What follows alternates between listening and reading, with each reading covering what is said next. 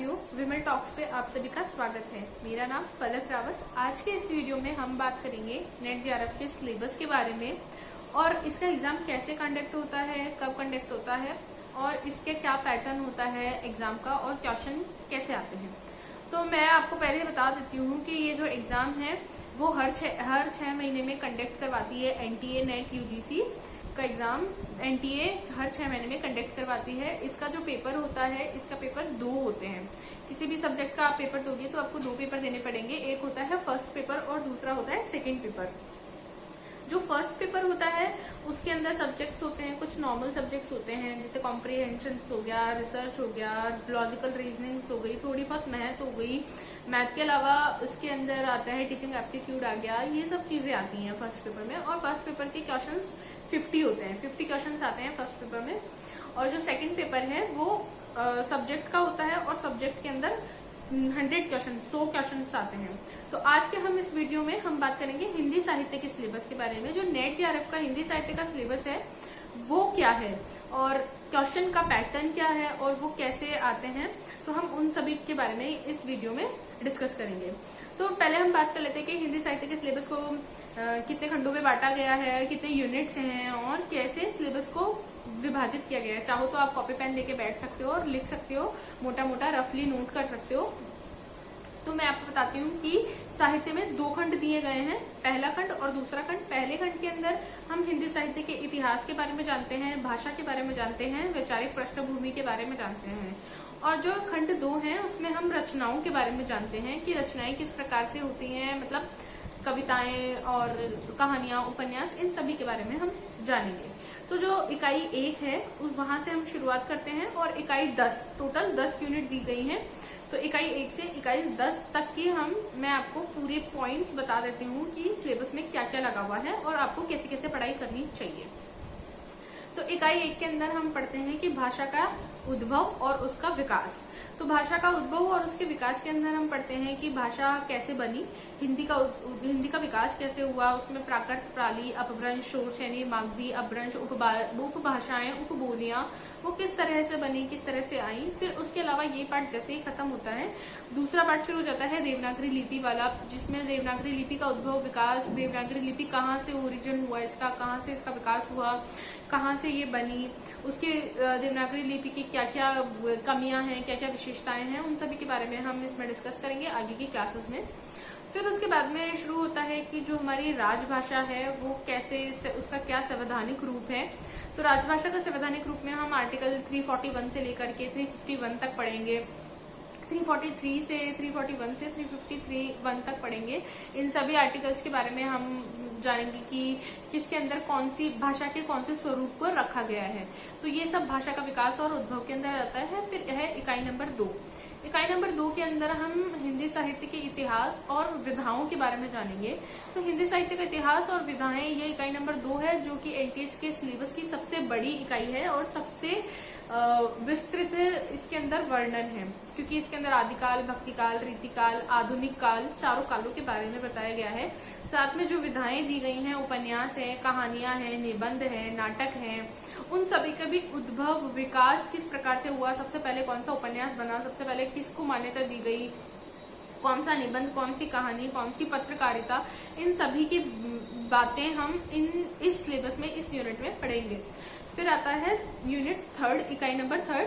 उसके अंदर हम पढ़ते हैं साहित्य शास्त्र के बारे में। साहित्य शास्त्र जिसमें हम पाश्चात्य साहित्य शास्त्र और भारतीय साहित्य शास्त्र, इन दोनों साहित्य शास्त्रों के बारे में पढ़ेंगे। पाश्चात्य साहित्य शास्त्र में बहुत सारे विद्वान लगे हैं, लेकिन हम कुछ पर्टिकुलर विद्वानों को ही पढ़ेंगे क्योंकि वही एनटीए नेट सबसे ज्यादा पूछता है और उन्हीं से सबसे ज्यादा प्रश्न बनते हैं।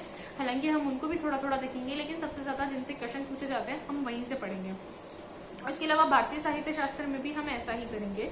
फिर उसके बाद में बात आती है वैचारिक पृष्ठभूमि की। वैचारिक पृष्ठभूमि में हम जो इतिहास की रचना होती है वो किस वैचारिक पृष्ठभूमि के अनुसार होती है, उन सभी चीजों की हम चर्चा करते हैं, जैसे मार्क्सवादी हो गया, गांधीवादी हो गया, विलियम फूड कॉलेज की अवधारणाएं हो गई, उसके अलावा नारीवाद हो गया, दलित विमर्श हो गया, उत्तर आधुनिकतावाद हो गया, संरचनावाद हो गया, विखंडनवाद हो गया। इन सभी विचारधाराओं पर इसमें चर्चा की गई है और हम आगे सिलेबस में इसकी भी जैसे जैसे हमारी क्लासेस चलती जाएंगी हम वैसे वैसे इनको कंप्लीट करते जाएंगे। फिर उसके बाद में बात आती है खंड नंबर 2 की, क्योंकि यहाँ खंड नंबर 1 खत्म हो जाता है और खंड नंबर 2 के अंदर हम रचनाओं के बारे में जानते हैं। रचनाओं के अंतर्गत हम सबसे पहले जो कविताएं हैं वो खंड नंबर इकाई नंबर 5 से शुरू हो जाता है, क्योंकि हमने इकाई नंबर 4 तक वैचारिक पृष्ठभूमि तक खत्म कर लिया है। इकाई नंबर 5 में हम हिंदी कविताओं को देखते हैं।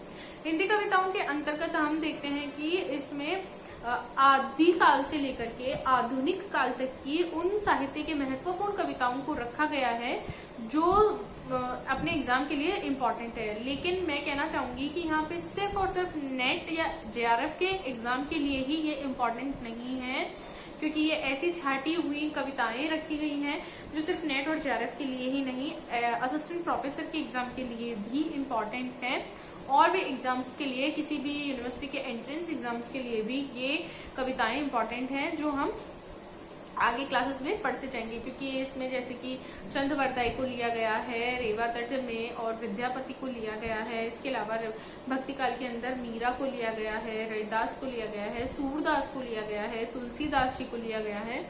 इन सभी के अलावा रीतिकाल में घनानंद को लिया गया है, बिहारी को लिया गया है। फिर आधुनिक काल में आ जाए तो जयशंकर प्रसाद को लिया गया है, निराला जी को लिया गया है, उसके अलावा धूमिल को लिया गया है, नागार्जुन को लिया गया है। तो ये सभी कविताएं जिनकी साध्य वीणा है, राम की शक्ति पूजा है, कुकुर मुत्ता है, नक्सलवाद है, मोचीराम है, ये सभी कविताएं इसमें शामिल की गई हैं। तो ये एक महत्वपूर्ण हिस्सा है इस सिलेबस का। उसके अलावा फिर इकाई नंबर 6 है, उसके अंदर आता है हिंदी उपन्यास। हिंदी उपन्यासों की संख्या लगभग 13 है, 13 हैं। लगभग 13 के अंदर कुछ उपन्यास ऐसे हैं जो कि अति महत्वपूर्ण उपन्यास हैं, जिनको पढ़कर तो हमें एग्जाम में जाना ही जाना होगा। मैं आपको बता दूंगी कि वो उपन्यास कौन से हैं, तो हम उस पर ज्यादा फोकस करेंगे। हालांकि सभी महत्वपूर्ण हैं, सबसे प्रश्न पूछे जाते हैं, लेकिन कुछ पर्टिकुलर ऐसे उपन्यास हैं जिनसे हर साल हर एग्जाम में क्वेश्चन पूछे जाते हैं, तो हम उन पर ज्यादा फोकस करेंगे। बाकी मैं आपको 1-2 नाम बता ही देती हूँ उपन्यास के उदाहरण के रूप में, कि जैसे गोदान लगा हुआ है, मेलाचल लगा हुआ है, राग दरबारी लगा हुआ है, जिंदगी नामा लगा हुआ है। ये कुछ ऐसे उपन्यास हैं जो कि हमें पढ़ने हैं। तमस लगा हुआ है। उसके अलावा फिर बात करते हैं हम यूनिट नंबर 7 हिंदी कहानी की। हिंदी कहानियों के अंदर 21 कहानियां लगाई गई हैं। 21 कहानियों में वही है कि आदर्शवाद से लेकर के आदर्श उन्मुख यथार्थवाद, चरम यथार्थवाद तक की कहानियां इसमें सम्मिलित की गई हैं। कुछ आत्म कहानियां, निष्ठ कहानियां सम्मिलित की गई हैं। तो ये सभी कहानियां जैसे परिंदे कहानियां इसमें रखी गई है, व्यंगात्मक कहानियां इसमें रखी गई है। तो ऐसी कुछ कहानियां इसमें सम्मिलित की गई हैं, जैसे डुलाई वाली रखी गई है, गुलफाम, मारे गए गुलफाम, लाल पान की बेगम, इसमें ऐसी कुछ कहानियां रखी गई हैं। तो उन सभी के बारे में भी हम फैक्ट्स डिटेल में आगे की क्लासेस में पढ़ते जाएंगे। फिर उसके बाद में हम इकाई नंबर 8 की बात करते हैं। इकाई नंबर 8 है हिंदी नाटक। हिंदी नाटक महत्वपूर्ण इकाई है नेट जेआरएफ के सिलेबस की। तो जो हिंदी नाटक है उसके अंदर नाटक में रखा गया है अंधेर नगरी को रखा गया है, महाभोज को रखा गया है, और इसके अलावा सिंदूर की होली नाटक रखा गया है, एक और द्रोणाचार्य नाटक रखा गया है, चंद्रगुप्त, स्कंदगुप्त, ध्रुव स्वामिनी नाटकों को रखा गया है। तो ये महत्वपूर्ण नाटक हैं कुछ, जिनके फैक्ट्स और जिनके अंकों के बारे में हमें इन नाटकों को पढ़ना पड़ेगा। तो वो हम आगे धीरे धीरे जैसे जैसे आगे बढ़ते जाएंगे वैसे वैसे इन सभी चीजों को क्लियर करते जाएंगे। फिर उसके बाद में हम बात करते हैं इकाई नंबर 9 की, जिसमें हम पढ़ते हैं हिंदी निबंध के बारे में। हिंदी निबंध के बारे में रामचंद्र शुक्ल हो गए, जयशंकर प्रसाद हो गए, विद्यानिवास मिश्र हो गए। जैसे विद्यानिवास मिश्र का सबसे फेमस नाटक है कि मेरे राम का मुकुट भीग रहा है। उसके अलावा हजारी प्रसाद द्विवेदी जी का नाटक लगा हुआ है, ठीक है। तो द्विवेदी जी के नाटकों में जैसे कुटज है, कुटज हालांकि सिलेबस में नहीं लगा हुआ है, लेकिन उनके नाटक हैं जो इसमें लगे, वो निबंध हैं जो कि इसमें लगे हुए हैं, नाटक नहीं सॉरी निबंध लगे हुए हैं। तो हम उन्हीं रामचंद्र शुक्ल की कविता क्या है, ये नाटक निबंध लगा हुआ है, उत्तर फाल्गुनी विवेकी राय का निबंध लगा हुआ है। तो ये सभी निबंधों के बारे में हम पढ़ते जाएंगे और उनके फैक्ट्स कलेक्ट करते जाएंगे। फिर उसके बाद में जो सबसे महत्वपूर्ण इस यूनिट का मतलब इस खंड का जो सबसे महत्वपूर्ण इकाई है वो है यूनिट नंबर 10 अन्य गद्य विधाएं। क्योंकि अन्य गद्य विधाओं के अंतर्गत उन सभी गद्य विधाओं को रखा गया है जो इन गद्य विधाओं से कुछ विशिष्ट हैं। हाँ, तो इसमें जैसे संस्मरण हो गए, डायरी हो गई, रेखा चित्र हो गया, और इसके अलावा कुछ उपन्यास हो गए, ये सब इस अन्य गद्य विधाओं के अंतर्गत रखे गए। यात्रा वृत्तांत हो गए, जैसे रामधारी सिंह दिनकर का अरे यायावर रहेगा याद रखा गया है। उसके अलावा भी जैसे भोलाराम का जीव रखा गया है। आप दुहरी रमणिका गुप्ता की एक आत्मकथात्मक बोल्ड आत्मकथा के रूप में एक उपन्यास रखा गया है। रामवृक्ष बेनीपुरी का ठकुरी बाबा रखा गया है। तो ये सब कुछ ऐसे कृतियां हैं जिनके बारे में हम पढ़ेंगे और यहीं पे हमारा जो नेट जेआरएफ का सिलेबस है वो कंप्लीट होता है।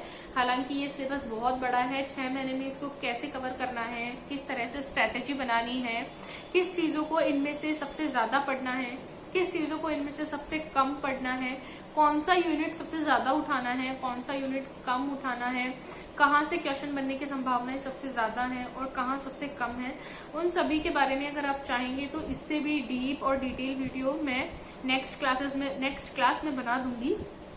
बाकी ये पूरा सिलेबस है हिंदी साहित्य का नेट जेआरएफ का, जिसमें मैंने आपको पूरे 10 के 10 यूनिट्स बता दिए हैं और थोड़ा थोड़ा ओवरव्यू करके बता दिया है कि हर एक यूनिट में क्या पढ़ना है और किन किन पॉइंटों पे हमें फोकस करना है, वो मैंने आपको मोटा मोटा ऊपर से बता दिया है। अगर आपको ये वीडियो कुछ अच्छा इम्पोर्टेंट और लगा, जिसमें आपको कुछ महत्वपूर्ण डिटेल्स मिली, तो आप इस वीडियो को शेयर कर सकते हैं, लाइक कर सकते हैं, सब्सक्राइब कर सकते हैं और अपने दोस्तों को जो कि नेट जेआरएफ की तैयारी करने का सोच रहे हैं या शुरू कर रहे हैं, तो मैं उन सभी के साथ खड़ी हूँ। मैं उनके लिए उनको गाइड करूंगी कि उनको कैसे पढ़ना चाहिए, क्वेश्चन कैसे करना चाहिए। क्योंकि जिस तरह से अभी एग्जाम का पैटर्न चल रहा है या क्वेश्चंस का पैटर्न चल रहा है, वो सिर्फ ओवरव्यू से नहीं होगा। क्योंकि हम सोच ले कि हम एक गाइड बुक उठा लें और उसको पूरी तरह से पढ़ लें, तो उससे काम नहीं चलने वाला है गाइज। मैं पहले ही बता देती हूँ, क्योंकि गाइड बुक के साथ साथ हमें स्टैंडर्ड बुक उठानी ही पड़ेगी। मैं ये नहीं कहूंगी, मुझे पता है कि पूरी स्टैंडर्ड बुक पढ़ना इज नॉट वैल्यूएबल, क्योंकि इतने कम समय में हम इतनी मोटी बुक्स पढ़ भी नहीं सकते हैं। तो मैं ये कहना चाह रही हूँ कि हमें स्टैंडर्ड बुक्स उठानी है, लेकिन किन किन टॉपिक्स पे उठानी है, कहाँ कहाँ उठानी है, किस चीजों को स्टैंडर्ड बुक से देखना है, वो सब मैं आपको धीरे धीरे बताती जाऊंगी। तो और जो गाइड बुक है वो कौन सी लेनी चाहिए, कौन सी पढ़नी चाहिए, वो सब भी मैं आपको नेक्स्ट वीडियो में मैं बताऊंगी कि कौन सी किताबें आपको उठानी चाहिए, किस किताब के कौन से सेक्शन से कौन सा पैटर्न आपको क्लियर करना चाहिए। ये गाइड बुक में भी आपको सिर्फ 5 यूनिट मिलेंगे, आगे के 5 यूनिट आपको खुद से पढ़ने पड़ेंगे। आपको स्टैंडर्ड बुक, उपन्यास और नाटक और निबंध, इन सब के बारे में आपको पढ़ना पड़ेगा।